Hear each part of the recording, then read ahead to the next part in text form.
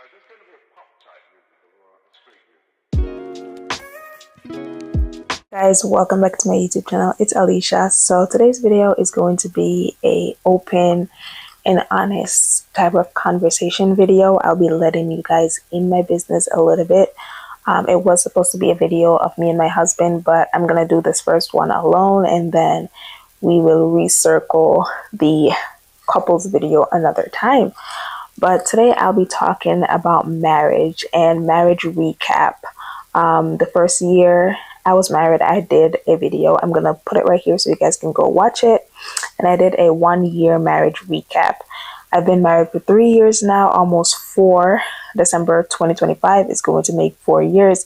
And so today I'll be talking about what I've learned between then and now, and just some things that I wanna just talk about and be open and honest about. I did have my notes on my phone so I don't like go off on a tangent. So hopefully I follow my notes and it could be a chill video, and who knows, maybe I'll be in a better mood later. So the first thing that I have written down is to allow yourself to be loved. Now, for me, this has been something that I'm working on. It has been hard. It was very hard in the beginning, and I don't want to cry because I feel like it's an emotional topic in itself, but I didn't know how to like allow myself to be loved. I felt like I had to like do everything, and I didn't know how to receive love, because to be honest, I didn't grow up with much like lovey-dovey thing. Like, yeah, I know my parents loved me, right? But it's not something that they tell me every single day. And so with my husband telling me every day, oh, I love you, or saying it in person, wanting to kiss, all of that, it was like, what are you doing? So I had to learn, or I'm still learning, how to allow myself to be loved, how to receive the love that I'm getting, how to like accept it, and how to reciprocate it, because you have to like learn how to like give love, and loving someone, or I have to learn how to love my husband in the way that he needs it, like what's his love language and stuff like that. So that's something that I'm still working on. Obviously, it's just something that I've realized within the past 3.5 years, and it's something that was like noteworthy. Another thing that goes along with allowing myself to be loved is breaking down the walls that separate me from my husband. So yes, we are very young. I am 23 years old. He's also in his 20s. And so there can be like hurt, there can be trauma. I know for myself, there is hurt and there is trauma. And so I had really tall walls, and I still feel like my walls or my guard isn't like at 0, but it's definitely not as high as it used to be. And so things I'm learning is how to like remove that guard or lower that guard so that I can receive the love, so that our connection can be stronger, and so that we can like have a better relationship, because the walls can be pretty thick. So removing those walls is gonna help. Like, it definitely helps the relationship if there's no walls of resentment, walls of whatever, a lack of communication, or I don't know, okay? Walls of hurt. Maybe someone did something in the past and you've forgiven them, but you built up wall. So remove those walls if you feel safe to do so. The third thing, and I feel like I mentioned this in my first video, but do what works for you and your household. Not every marriage is the same. Not everyone is going to be the same. Not everything that works for your dad and mom is going to work for you and your husband. Like, do what works for you. I know this. I do what works for me. We do what works for us. We don't have gender roles in this marriage. There's no woman should be cooking, cleaning, this, that. No, we both cook, we both clean, we both wash, we both serve each other. And I feel like that's what a godly marriage is. Like, I serve my husband and my husband serves me. Like, there's no, you're the woman, so you have to do this. No, I'm his helpmate. I help him, and he also helps me by serving me. He can cook me meals sometimes. Like, he will help me with the dishes. He will clean. Like, he will help me do the laundry. we share the task in this household. We share the task in this household.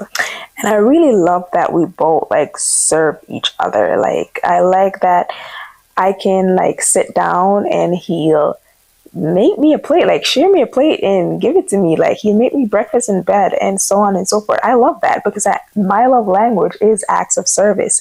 And so I really love that. And I do the same for him as well.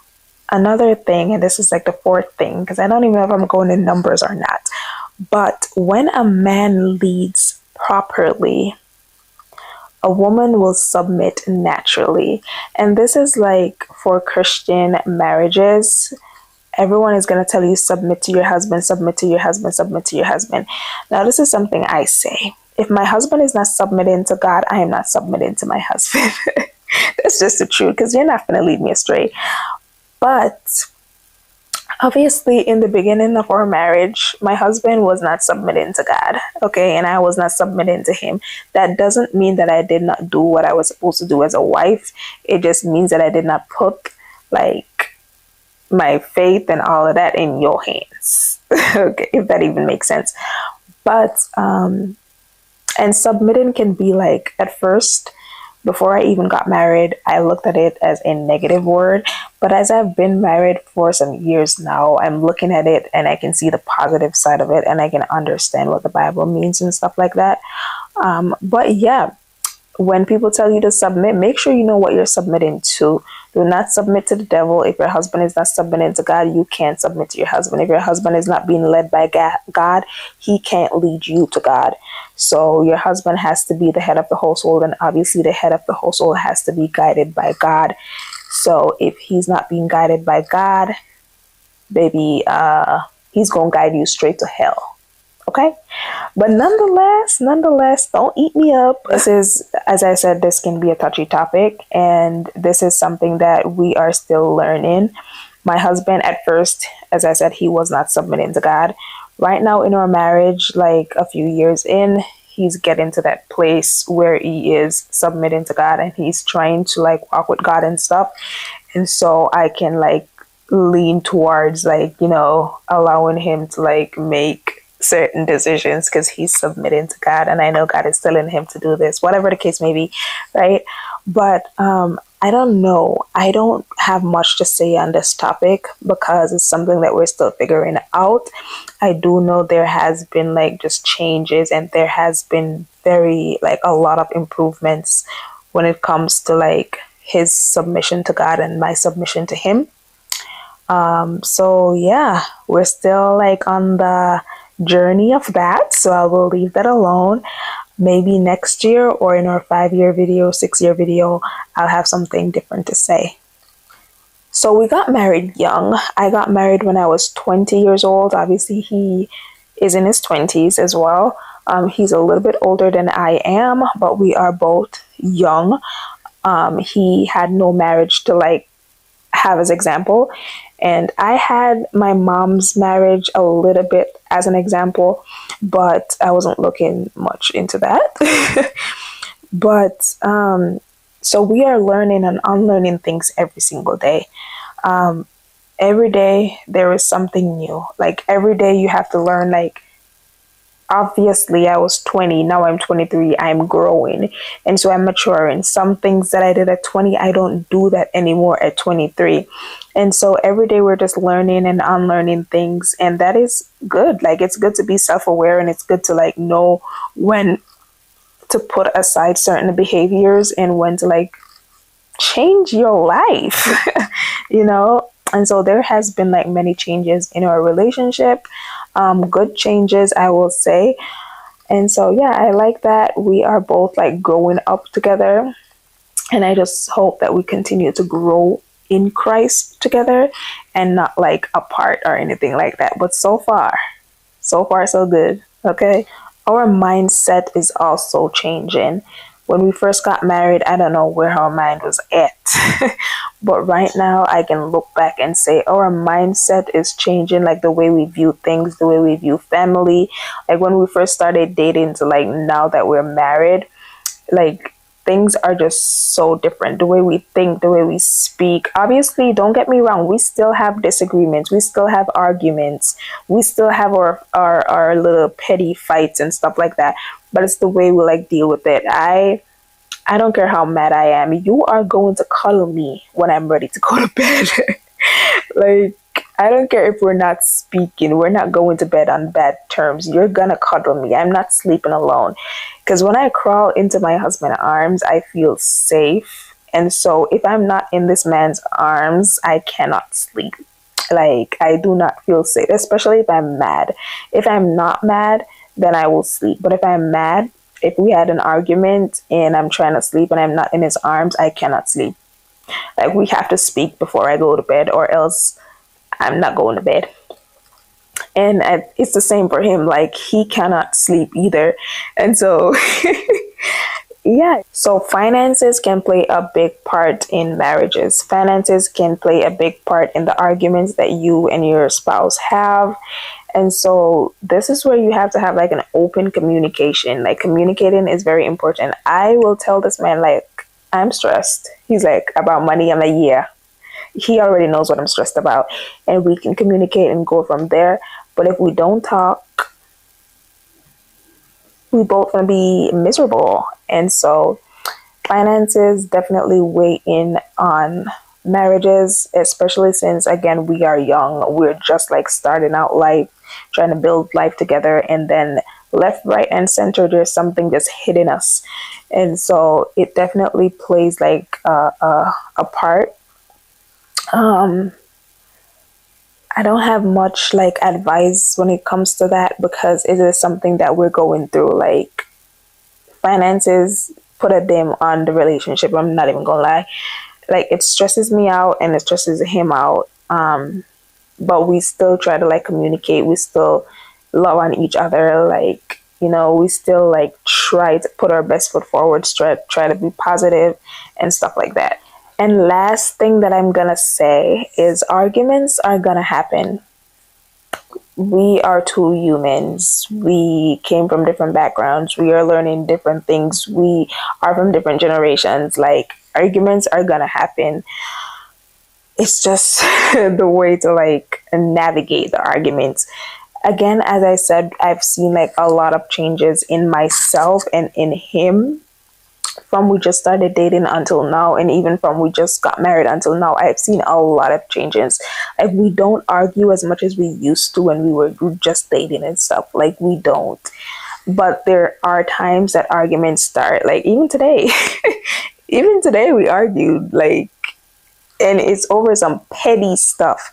It's over some petty stuff. When I tell you, like, we have not, I will say, we have not had an argument where we were just cussed each other out. No, we have not had that.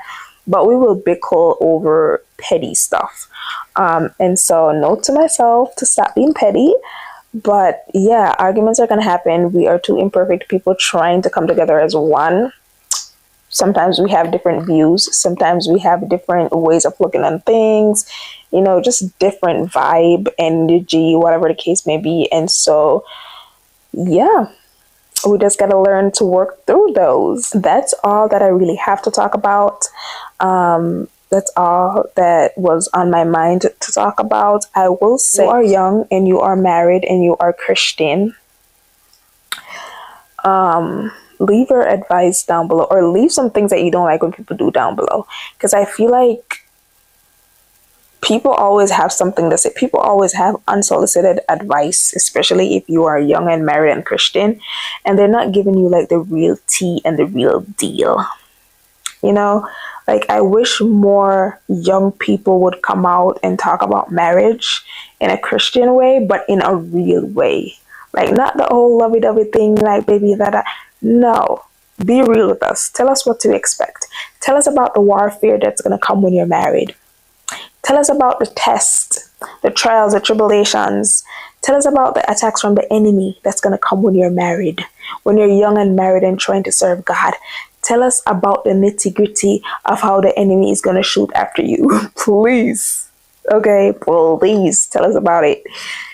because the enemy is going to come in and he's going to try to separate you because he does not like marriages.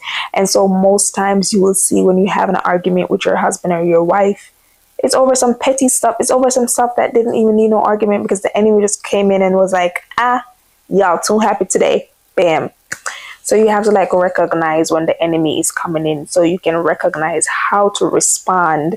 And also you have to listen and think and reflect before you respond. Don't respond to people out of heat, because then you're going to say some things that you don't want to say. And yeah, I'm going to have to go to God and ask for forgiveness like myself. So yeah, but that's everything. I hope you guys enjoyed this video. Don't forget to like, share, comment, and subscribe. And I'll see you guys in my next video. Peace.